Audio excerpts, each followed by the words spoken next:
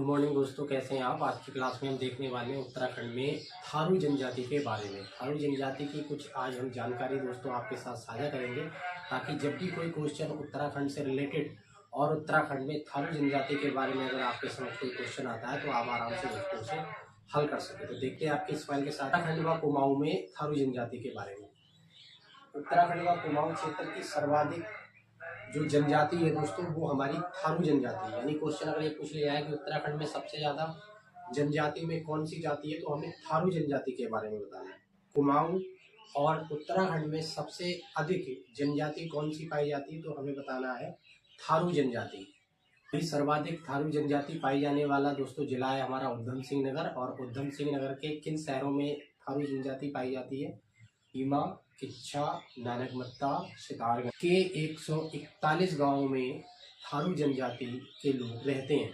अगर हमसे क्वेश्चन पूछ लिया जाता है कि थारू जनजाति के कितने गांवों में लोग रहते हैं, थारू जनजाति के कितने गांवों में लोग रहते हैं, तो हमें पता होना चाहिए। अगर क्वेश्चन हमसे ये पूछ लिया जाए कि उधम सिंह नगर के कितने गांवों में जाति के लोग रहते हैं, तो हमें याद रखना है 141 यानी 141 गांवों में थारू जनजाति के लोग रहते हैं। यह है कि उत्तराखंड के कौन से जिले में सबसे अधिक थारू जनजाति के लोग रहते हैं, तो हमें पता होना चाहिए कि 90% जनजाति यानी थारू जनजाति के लोग हमारे उधम सिंह नगर जिले में रहते हैं। तो हमें इस क्वेश्चन से दोस्तों कई चीज़ें पता चल गई कि उत्तराखंड राज्य के सबसे ज़्यादा जिस जिले में थारू जनजाति निवास कर रही है वो उधम सिंह नगर के जिले में निवास कर रही है। वहीं हमें ये भी पता चल गया कि उधम सिंह नगर जिले में थारू जनजाति का 90% कह सकते हैं 90% लोग थारू जनजाति के निवास करते हैं। वहीं हमारे उत्तराखंड में दोस्तों हमारे राज्य में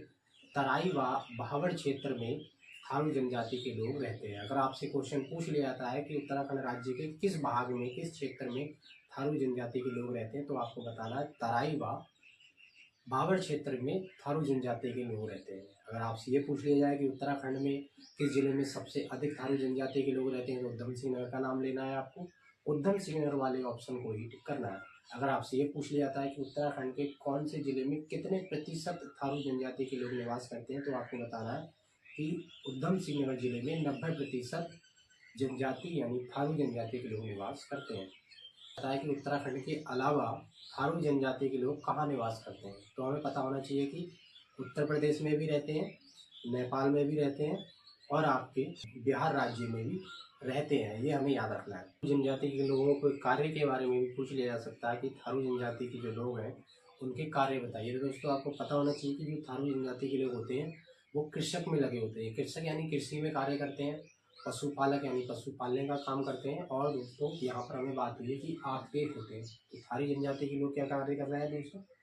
कृषक हैं, पशुपालक हैं व आखपेट होते हैं। नमस्कार।